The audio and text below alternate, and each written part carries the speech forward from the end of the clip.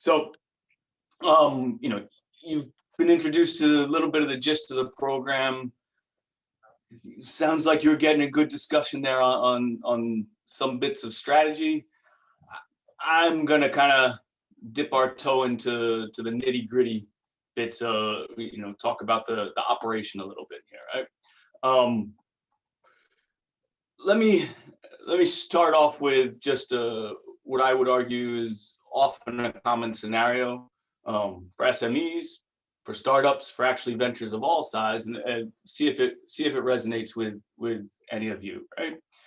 And the story somewhat goes that we have someone come along and they say, yeah, we love what you do. We'd love to hire you, commit, place some orders. We'd love to engage with you in some way. Can you just do this?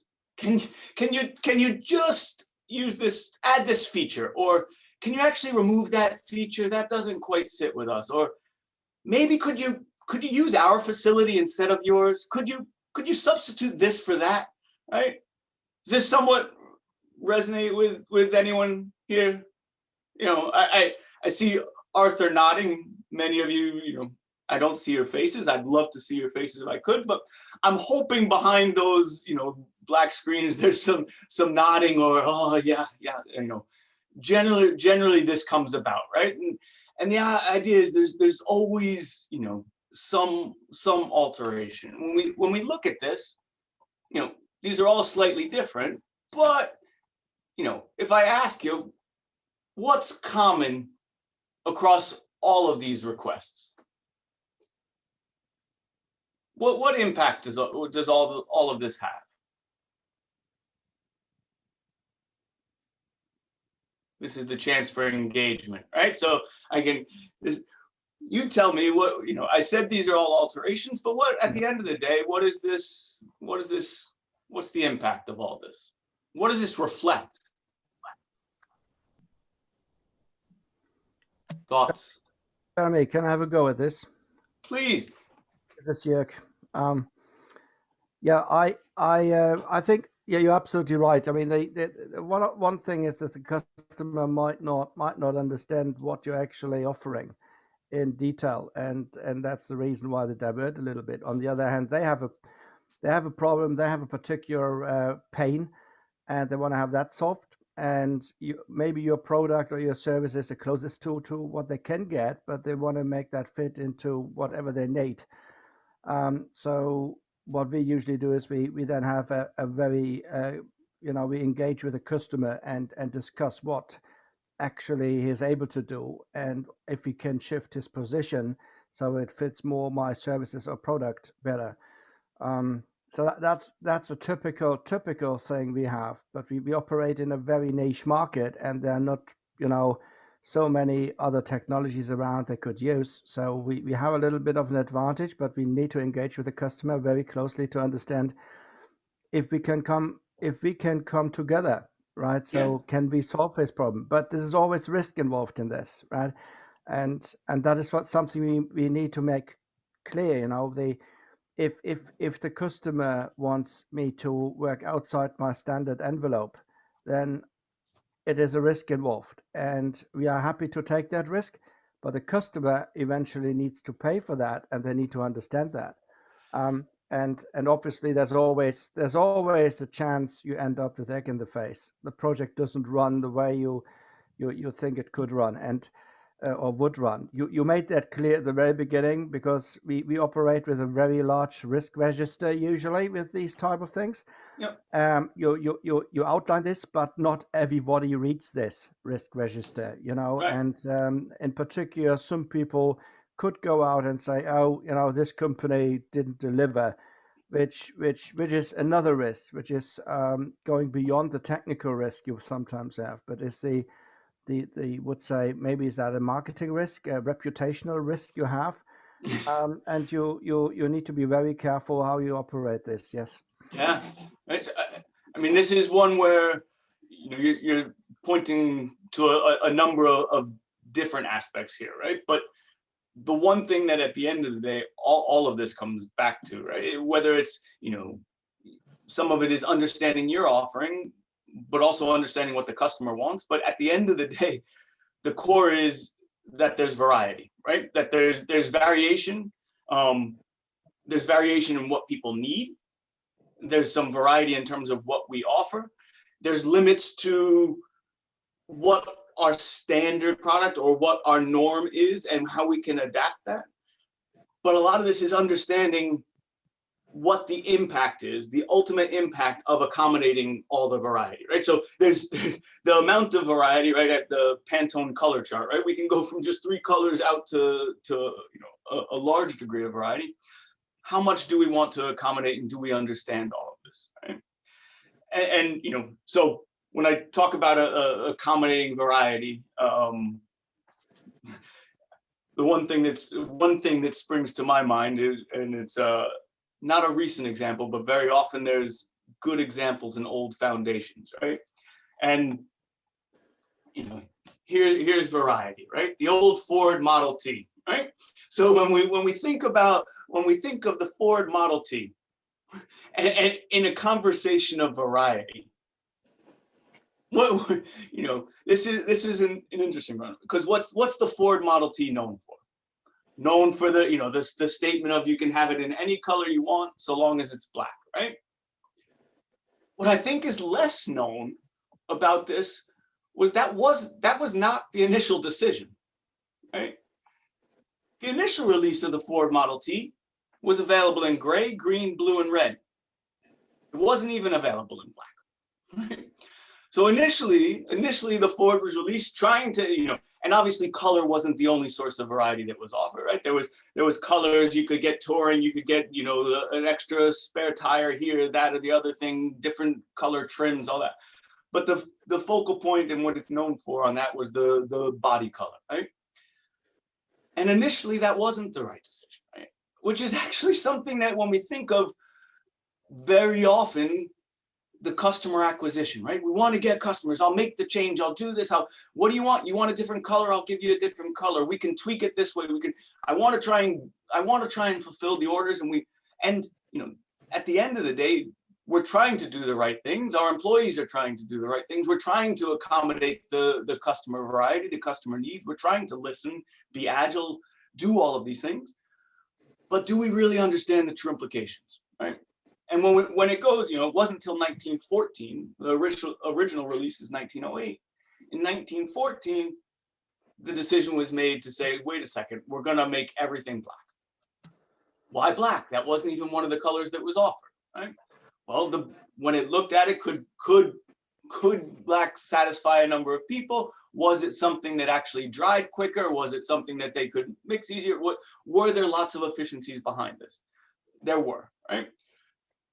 So now you'd be looking at it and say, okay, wait a second, Jeremy, you're telling me that I've got all these customers, they all want different things, they want all these needs, and you're telling me that I just don't do it? And that's not the message here, right? The message is and even in the case of Ford, it wasn't that they stopped offering variety, they standardized this one element.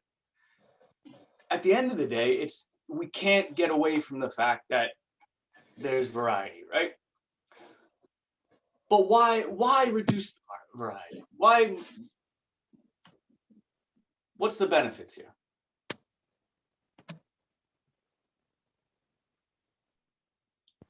You can make sure you have a more polished delivery of the product that you actually do provide. Right. So it's one which gets to the question of spreading resources thin at times, right? So if you have so much variety, do you have enough resources to actually give attention to any one model? And all the hidden implications of that, right? So the hidden implications of, well, you're keeping inventory of multiple different models, you're having to do all, right? So it's all of this, the hidden bit and the full implications of these changes. So, I mean, spot on. And the variety is, a key part is you're not going to eliminate the underlying variety, right? The variation exists, and this is, goes hand in hand with, I should say, human experience, right? But there's another flaw of this, right? So it's the counter to saying, just make everything one model and people will be able to deal with it, right? And I don't know if So this story has been written about in several sources. I don't know if anyone's there's a book that reminded me of it the other day, Humble Pie, written, which is an interesting story of a number of math errors. So if someone has seen this story, it's an interesting one, right? But it's this idea that you can't just you can't create one product that's going to satisfy everyone. You do have to accommodate variety, right? This study was one where the idea was, okay, we need to accommodate. There's so much variety. Can we come up with measure everybody and find out what is the average person, right? And so we'll take all the measurements of 4,000 pilots across the Air Force. The idea was that we're going to find out what the average person, and the average was defined fairly generally, right? The middle 30% of all measurements. And we want to design the aircraft to accommodate that middle 30%. After all, the pilots are already selected to be a certain stature build, and not too tall, not too short, all fairly physically fit. But they went around and measured over 4,000 pilots, took all hundreds of measurements, but then just looked at the 10 most relevant ones, right? Measurements of the height, the chest circumference, the arm length. And the idea was, average height was 5'9", so we'll figure anyone between 5'7", 5'11". When they compared every single pilot, the idea was, all the researchers were saying, once we figure this out, then the vast majority of the pilots should fit within these average measurements, right? So we can just design a product line that works for them. The interesting part was, at the end of the day, they were quite stunned, because once they tabulated all of the measurements for all the pilots, the actual number of pilots that fit the average person's dimensions was 0. Right? So there was not one single pilot that, so if someone was at the right height, the arm length was a little bit too. If the chest was, then there was always something that didn't quite fit, right? And this is the interesting part, was it changed the mindset, right? So instead of saying we can find this average, this perfect product, he said, no, this is really when the introduction of adjustable seats. We need to make everything accommodate this variation. We need to design a more robust system. Right? We need to have a robust, efficient system that just recognizes we can't eliminate that variety. How can we do that? And that was a real big shift. And this is the advent of all sorts of things that are adjustable, right? Which is a nice, to me, it's a good analogy, because we often think that if we just get enough data, we can find that one mix, right?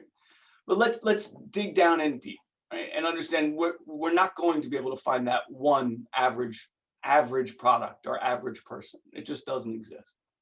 So given that we have this variability, the key is, we can't really eliminate it. We can try and reduce it. So we don't want to take on every single request that customers bring to us. We want to try and reduce it where it makes sense. And for whatever remains, how do we best accommodate it? Right? So how do we design our system? How do we look at our operation? How do we make changes? What levers do we pull to make sure that we can accommodate the variety and we can still maintain efficiency, right? So there's this constant tension between, I want to accommodate things, but accommodating them is going to impact the operation and make it tougher. How do I manage that, right? And what I'd like to present is just sort of, again, dipping our toe a little bit into a simple framework that just helps us think through this in terms of where should we focus our attention. Right. I don't seek to bore you with the theory behind this, but it's, I will say it's obviously based on some fairly good theory. The framework is, as I said, is fairly simple. We can think of it as this triangle, right? Where at the core of it, we have demand variability. So we have all the different needs of everybody, and we can't, for now, let's take it that we're not taking actions to try and reduce that. That's been reduced to the point that it exists. Then we have, at the end of the day, 3 basic buckets of actions that we can take. If we want to accommodate variability, well, we can add more capacity, right? So we can add more capacity to our operation. This will help us be more responsive, help us be more agile, allow us to accommodate many more different, whether it's different offerings, different consumer needs, different requests, different customization. Or, if it's not capacity, we can try and hold more inventory, right?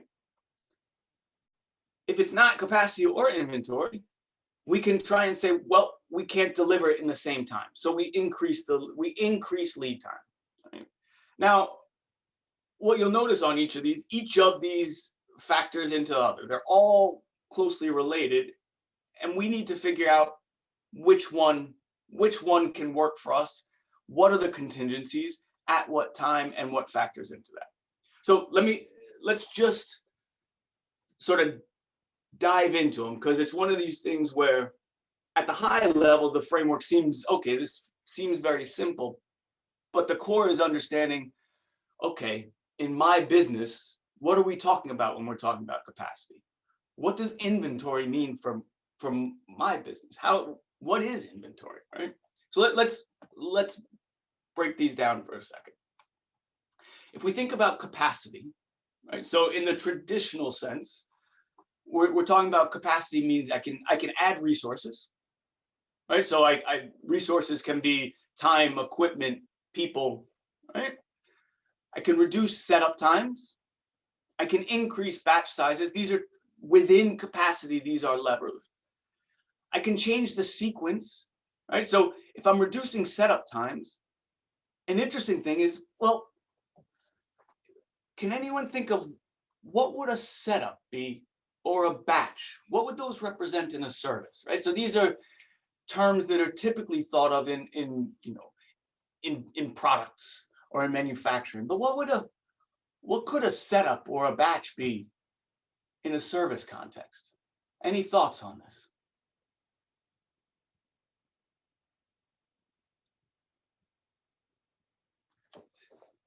The few people with their videos on are kind of giving the furrowed brow and not sure. I mean, what could a setup be? Jeremy. Yeah. I think Paul from Access is asking the question customer acquisition ? On the chat. So I don't know whether this is, Paul, if you can elaborate a bit on this, just to I assume that this is a response to Jeremy. So. Yeah, that's right. Sorry, I can take myself off mute. Yeah, it's just we're talking about the variability in the setup. One way we look at that is how much time and resources required to acquire a customer, just to try and change the model. That additional customer it introduces variability and cost and delay and time. Yeah, I mean, this is a huge one in terms of a very direct interpretation of setup, right? So each customer acquisition is definitely going to be a setup, and even if once they're acquired, really trying to understand, okay, what are the needs, right? So what is it we're actually trying to do for you? And just interpretation, establishing common language, establishing a clear understanding between each other. This is certainly a setup. Any other thoughts on this? Look through the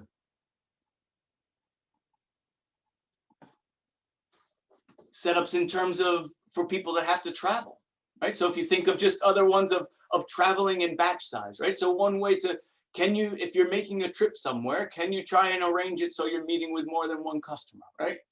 Are you traveling back and forth just for one customer at a time, if it's a travel sort of thing, right?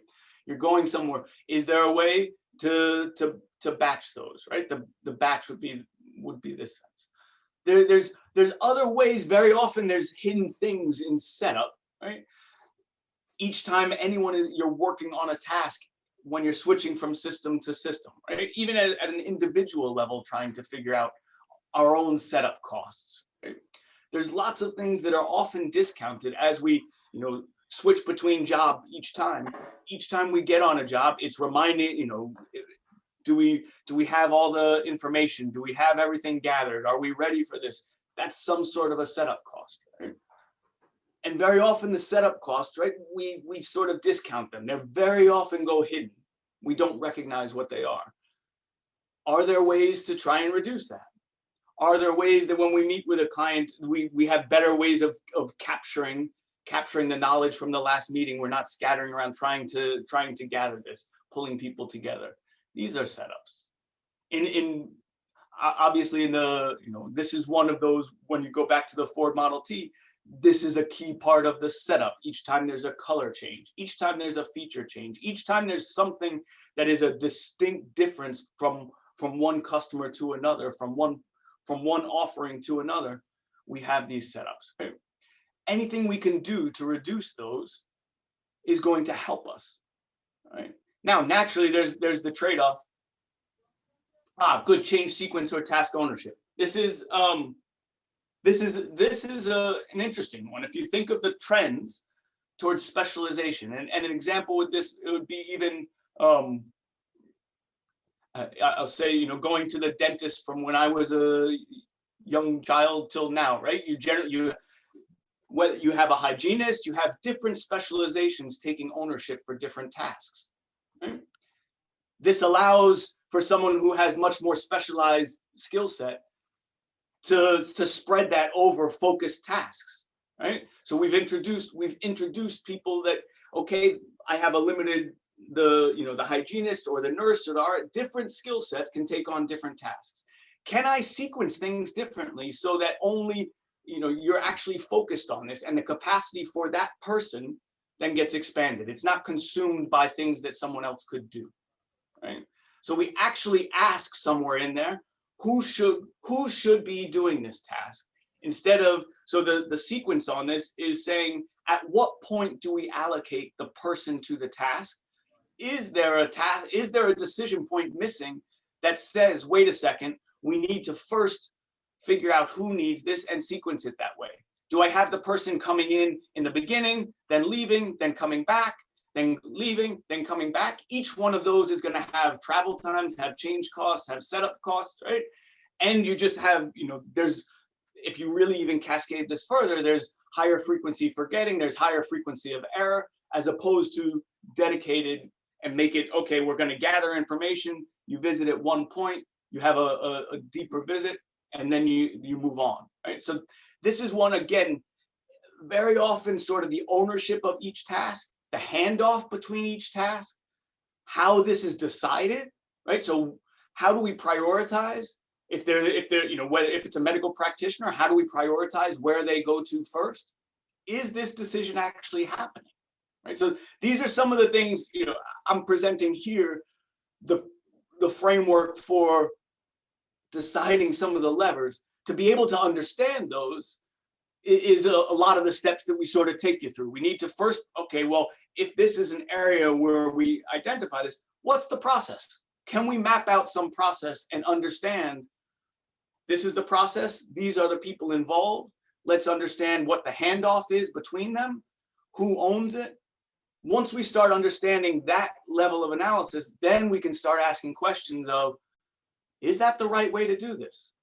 Is there another way? Right? So getting into that level of analysis, a lot of what we're trying to do is reveal the questions that we haven't been asking ourselves. Understand the things that we're just taking for granted, because that's just the way we do it. And that's how we've always done it. And we never really asked ourselves of, wait a second, what's the impact of doing that? Could we actually open up more capacity if we didn't have that person come in first and we had them come in third or fourth? Or if we had someone ask a different question that helped us align the resources and allocation of them, right? Does that kind of, Adam, address a little bit on the sequence and the task? Is that a little clear? Yeah, because this is a sequencing and task. This is something that is, again, it seems very nuanced and it sort of seems like a detail, but it can have huge benefits when we just start painting that picture and asking the questions, right? So this is So that's on the capacity side. Then we can say, Sorry, Jeremy. This is Jörg here. Can I ask? Yes, please. Because we found ourselves as a startup company, which became post-revenue, in the situation that we started having more demand, and we basically didn't have any processes in place. We knew the processes, but we didn't write them down. What you just said is, in order to address your capacity question, you made a very clear statement, which I think is a little bit lost on your slide. I think it is extremely important to introduce processes, and it is only then that you really understand where your deficits are. And my question to you is, as a small business, I don't want to introduce too much bureaucracy, but in order to grow, you need to analyze these processes. When would you think would it be time to actually introduce, formal processes like ISO 9000, or would you say, okay, don't take out the sledgehammer, but start small. But when you look at ISO 9000 and how it is built, it comes in different layers. And so how would you address this with a small company? Yeah. So good question. I would say there's many increments before you get to the ISO level, right? So I would start, the core on that is we have to understand what is the process, right? So let's start with the foundations of, do we understand the process that we are following? Do we have some sequence? Is there any standardization? So as long as once we've kind of arrived at, we have some offering, at what point do we alter this, right? So are we altering it and treating every single request as a unique request? Because very often the uniqueness, when you really drill down into it, there's usually some commonality, right? There's some commonality across things. Can you identify what this is? And can you identify, even if you're going to say that, no, every single one is unique, well, what is the process we follow? Because just because it's a unique offering for every single consumer doesn't mean that it has to be a unique process each time, right? And the part that is very often, understated and overlooked is the process that we follow. And that's, understanding the process that you follow is a far cry from getting to the point of ISO 9000 or 14,000 or all the other ISO certifications that there are. But it's absolutely, a number of startups I work with, we do, I direct the Masters of Entrepreneurship here at the Judge, and a core part of this is understanding, how are you going to deliver on your promises? And a good part of that is understanding what is the process you're going to follow.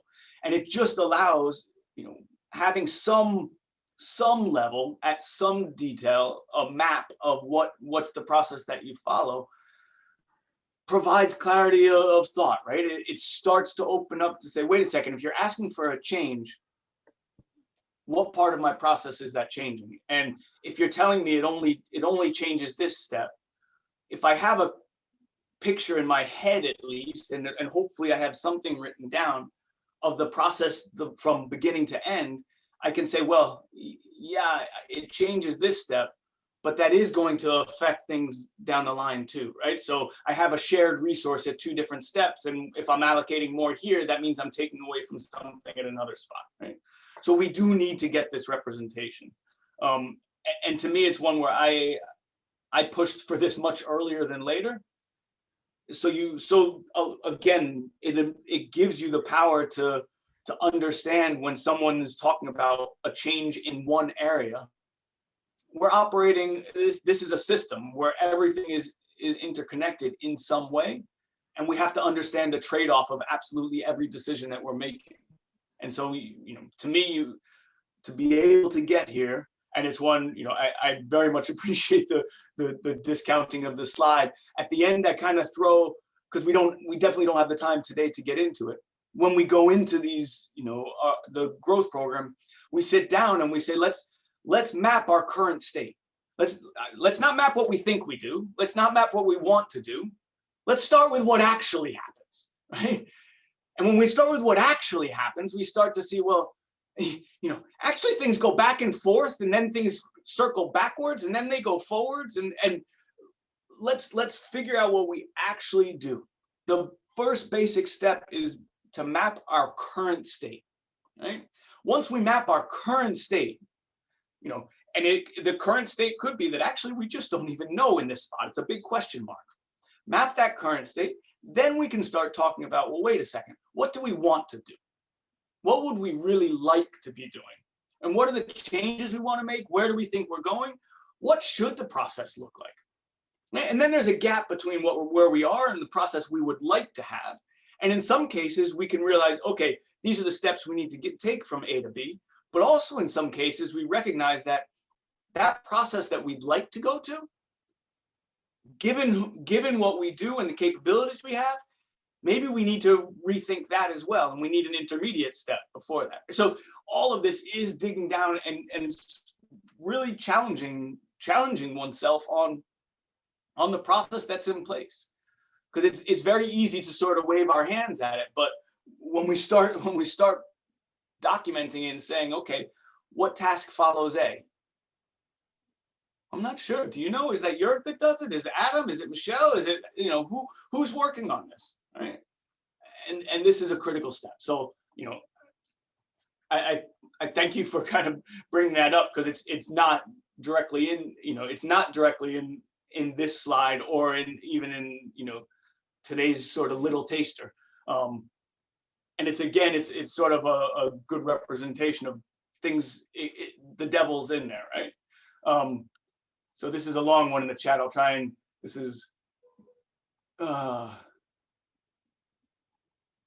I won't. Today's not about the entrepreneurship program at all. That's something we can reach out offline. This is more just to say that really, whether we're working with entrepreneurs who are just nascent startups, whether we're working with established ventures, whether we're working with SMEs or large businesses, in all of the programs that we deal with in all of the businesses that we deal with, the process matters, right? So that was the main point on that. Just making sure it's not quite so. That was that's the capacity bit, which again, the capacity, good comments there. It definitely relies on process is a first step in understanding that. What about an inventory? Right. So again, inventory is these are terms that are definitely have their history in manufacturing and products. And yes, I can understand that if I need to hold more inventory, I need more boxes, or I need more widgets, or I need more product. What about what would inventory be in your business? What would it be in a service? How does inventory, even if we forget about that, how does inventory even help us with demand variability? What are we even talking about there? Right. And in many cases, right, so inventory in a service could be people, right? So people waiting, right? Inventory it's one where it's an interesting time to think about inventory and adapting. There's a couple good pieces written on how stores and restaurants and groceries have adapted in the time of pandemic in terms of inventory, right? The designs always were to actually increase the inventory. You would have people spend more time in a store, right? You want them shopping, which increased the inventory. So you would design stores that were larger. Larger stores had a higher capacity for people, which was a higher capacity for inventory, right? So the grocery or any shopping experience is actually a really good example when you think about sort of these three vertices, right? You could have the capacity, so you have so much capacity in terms of whether it's people at the tills or you have the sales personnel, capacity to handle the customers, to address their requests and queries and actually check them out. But you'd also design things so there was lots of people. You designed stores, purposefully, so people had to meander and walk through and see all the different options that you had. This made more inventory. And at the end of the day, this meant that the lead time, so the time from entering the store till the time someone finished, was longer, right? This is a way to handle variability, and this is a way that all these three come together.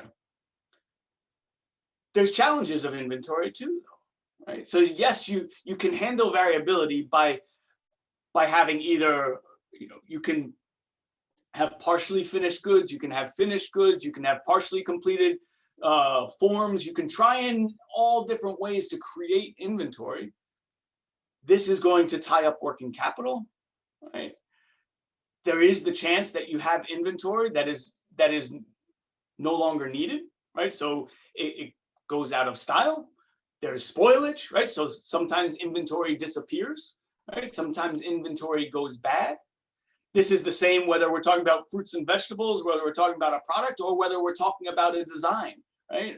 Or a form, or we're trying to create something unique for someone in advance of that, predicting that there's going to be a need for it. All of these, we can try and predict this. By predicting it, we're trying to pre-fulfill it, building it to stock, pre-making it, but it always runs a risk that that's not that the demand never realizes, that people never actually want that, right? So whether it's a product or a service, whether it's adding beds to a hospital, adding rooms to a medical facility, that creates more inventory. I can have more people, and I can spread the doctor or the dentist around more rooms, right? I can have people waiting. More inventory is going to mean people wait longer, right? You can, in some case, more inventory of people in a service, I should say, means they wait longer. More inventory in a product means I can fulfill someone immediately, right? All of these things we're trying to get you to recognize the trade-offs of them, and that there's always some lever to pull, and we want to uncover what the full implications are. I've spoken a little bit about it, but it's one where lead time on this is another lever we have to say, okay, there's lots of variation. Maybe I promised something in 2 days. I can instead promise that in 2 weeks, right? So naturally, and most of the time you look at this and go, yeah, but my customers are never going to, my customers don't want that. If they want it in 2 days, they want it in 2 days. Well, are there ways to accommodate this? Can this is one, if you think about it and reflect on offerings out there, can you think of anybody that does this? Can you think of ways to engage sort of the lead time lever? Any thoughts here?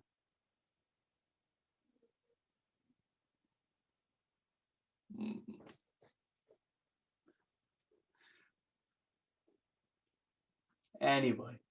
All right, so can you try and get people to look at the Amazon? Okay, so how's Amazon doing this? They have, in terms of shipping and delivery, right? So you can on that say, okay, for costs there, what else? It's a bit like the surge pricing with Uber. Is that an example? When it's busy, you can increase the prices and that. Right, so there's definitely pricing. You can use pricing mechanisms on this, right? You can try and get, all right, if you when do you need it, right? So a lot of this is figuring out, can I pre-book something and you'll get a discount, or if you can book it a month out, right? 2 weeks out, or versus surge time, right? So there's ways to say, all right, what is the lead time? And what are the assumptions? A lot of these are challenging some assumptions we might have. Crowdfunding. How is crowdfunding going to? So I'm not an expert on crowdfunding, but I've seen a lot of cases of board games or electric bikes, whatever it is, where you're paying for it up front as part of the crowdfunding thing and getting a promise of actually receiving that once they've developed it, built it into the future. So you're kind of baking in a lead time, getting the money up front, and then actually delivering the products quite a long way into the future. All right. So I mean, all of these are getting at the idea of there's certain parts of the variety, right? So certain parts of the offering that might not have the same urgency around lead time, right? And you might be able to offer a variety, but it doesn't mean that every single offering that you have is uniform in the lead time that you have to promise, right? And sometimes it's just one, when we think of this sort of a framework, we just have to ask ourselves of, okay, given the variety I'm faced with, which lever can I use, right? And just open up and say, okay, how could I use lead time to help me deal with variability? Are all the customers, are all the requests I receive, do they have the same urgency? We may have assumed they do. Are we sure about that? Right? Can we offer different lead times? Right? Are there different ways to address this? Very often it's one, now you could come out and find that yes, they are, but asking that question is important. Right? It's because a big waste is over delivery, right? Over processing. If we're delivering something far faster than someone needs it, that's a lot of our capacity that's then used up to deliver that when we didn't really need to use it, and we could have then allocated that capacity towards something that was needed quickly, right? So each one of these, we want to make sure that, well, if I was doing everything to satisfy that lead time, once I can free up some of that lead time, well, that shifts us over to that capacity. Now I gain a little bit more capacity.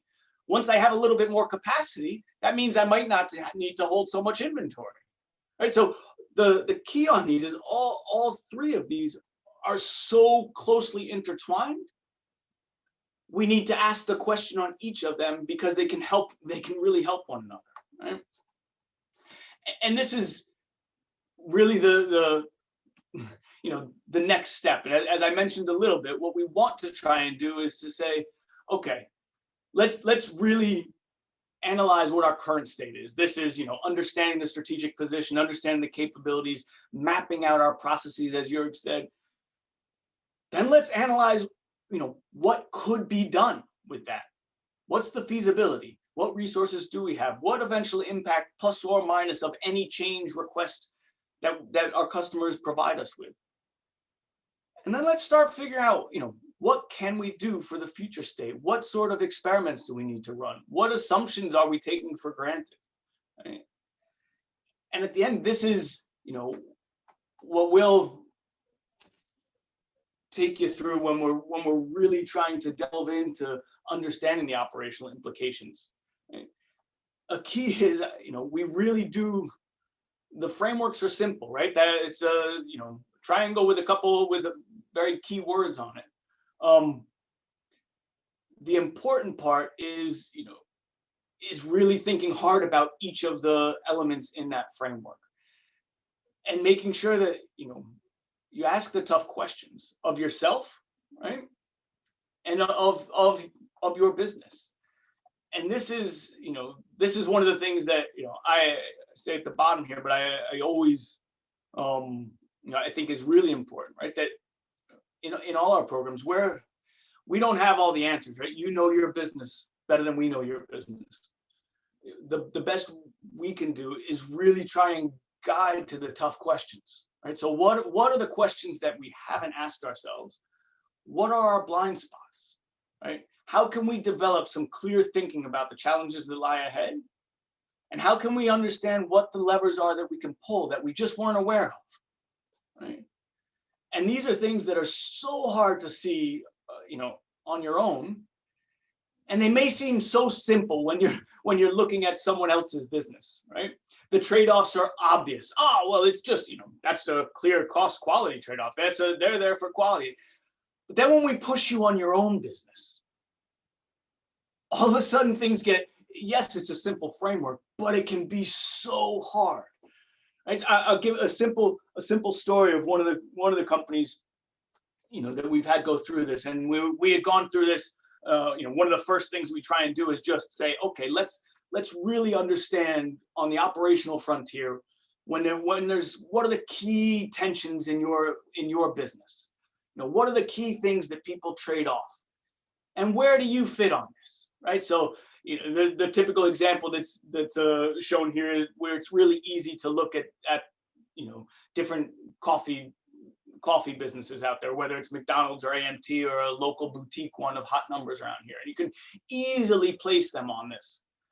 But then we asked this one company, okay, where are you? And they're like, oh, we're clearly, we're like that hot numbers. Where quality is everything, right? Quality, we definitely prioritize quality.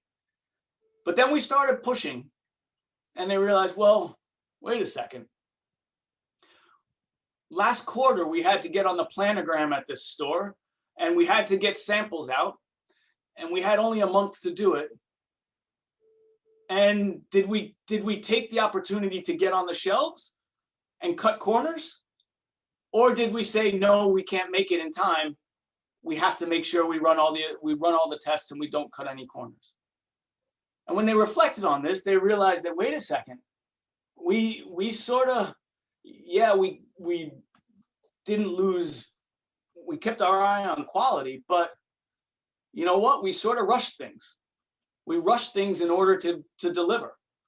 And so it's always the marginal cases that reveal so much information to say, okay, when push came to shove and you had to choose between delivering it on time or making sure that everything was the highest quality possible and you ran through every single test that you could, did you choose quality over getting there on time? And the answer was no, they didn't. Right? And for them, that was a point of revelation, because they said, wait a second, either we then, we need to revise who we are, or we need to be clear that in those cases, are we prepared to say, no, we're going to miss that date? Or are we prepared to say, yes, we're going to put the extra resources towards this to make sure we do that? But that's a really clear thing, because you have to understand in the marginal cases, that's when that's when the true colors shine of what are you going to do? And so having those tough conversations were really great. So there's a couple points here in the chat on Amazon. I think it's once you start taking these sort of frameworks, my guess is, when you think of this and you start looking around you and you see how customers deal with, how companies deal with this, you'll start seeing there's a lot more than you might have originally thought that are sort of using lead time as a lever. Some people there wait a second, I didn't notice, but there is more inventory. There are more people waiting. There is more product here. Wait, those things were pre-populated. How did they, what was done to do this? How did they dig up data on stuff? What were the process in place to do that? Once we start realizing that, wait a second, instead of just saying, well, I don't have inventory. Well, what would inventory be in my business? How could I create inventory? When we think of lead time, everyone's the same. Well, is it? And the more you notice this, right, you'll see, as pointed out here, there's the segmentation, right? And we need to understand how all these things fit in, right? So again, that's when we sort of address this, we're not introducing the complicated things, but we're trying to just dig down deep into the operation and ask questions about that. Thoughts or comments on that, or how this applies to your business, or how we would continue through here?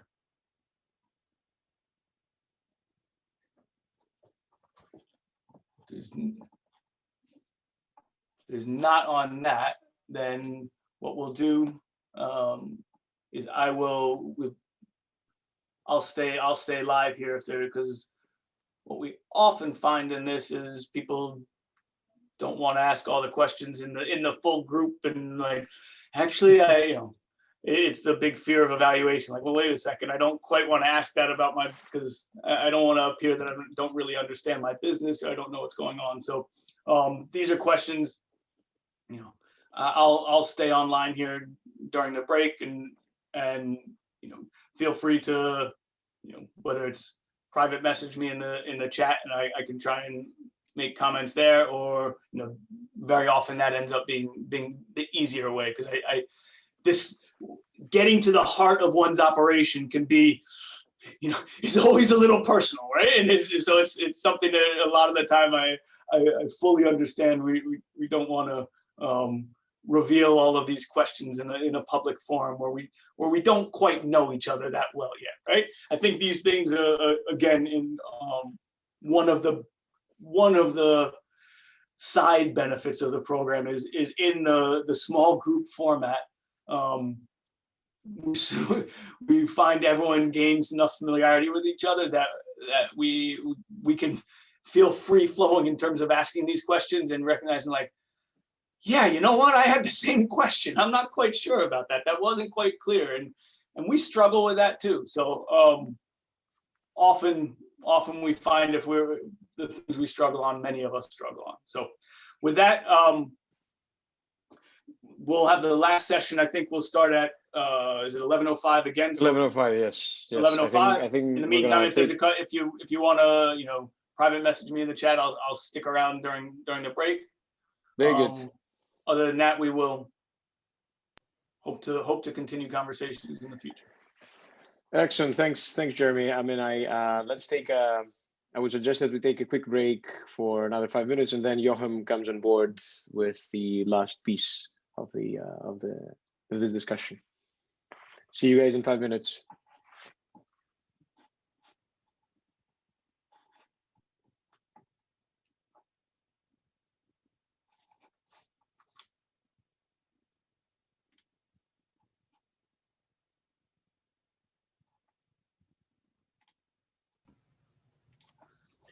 Jeremy? Yeah. Oh, Yeah. Yes, Adam, that's easy. yeah, if no one else minds chatting. Yeah, I found that really helpful, actually. I wonder, would it be possible to get a copy of those slides? Yeah, I don't know whether, Sophia, are the slides going to be...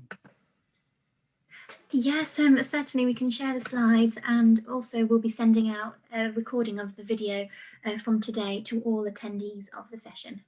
Brilliant, thank you, that's really helpful. So I find it interesting because for our business, we make cast iron radiators, and pretty much every radiator we make is unique. So customers can choose the model, they can choose the size, they can choose the color. So it's part of our pitch, it's part of our offering. It's that's why you come to us rather than going to your B&Q or whatever. So we're not going to get away. We can reduce it a little bit, but not much. Of your pyramid, your triangle, sorry, increasing inventory. We've tried that, and it's just never the right inventory. Whatever we hold, they always go, oh yeah, but I want the one extra, So I think our two things are the capacity and lead time. There's an interesting, so there's always and I don't know in radiators, right? But it's one of, in most cases, there's some sort, there can be platforms also, right? So how much of it is common, and where is the customization, and at what point can you introduce this, right? By you nodding, you've considered this and worked that angle, but it's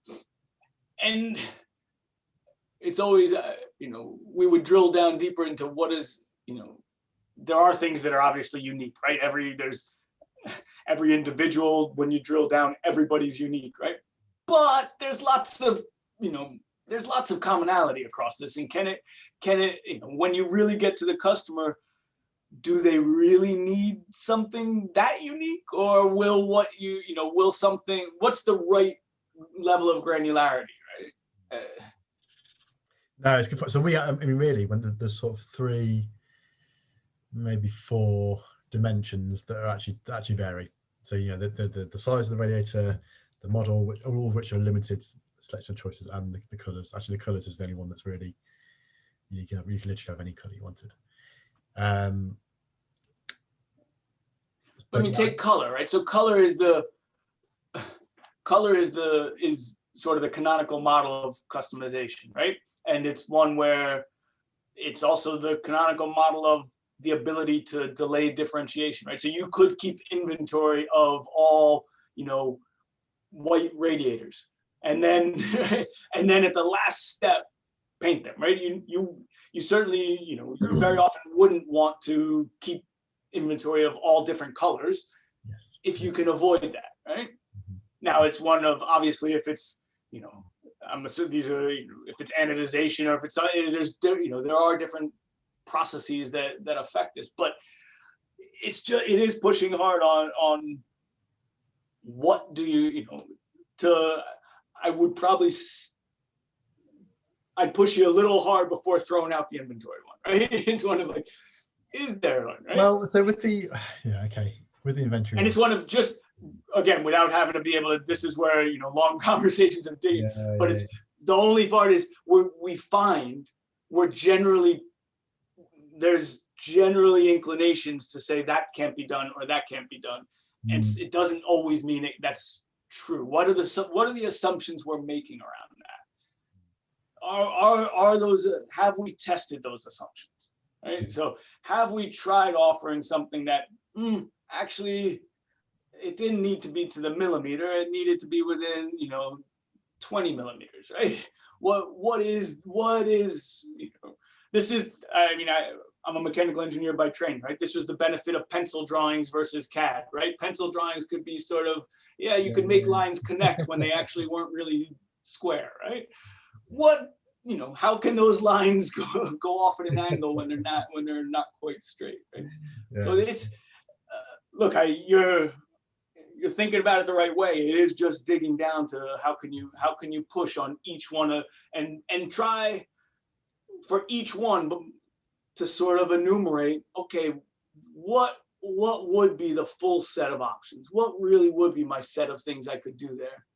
And then let's start looking at all of them and seeing what makes sense, right?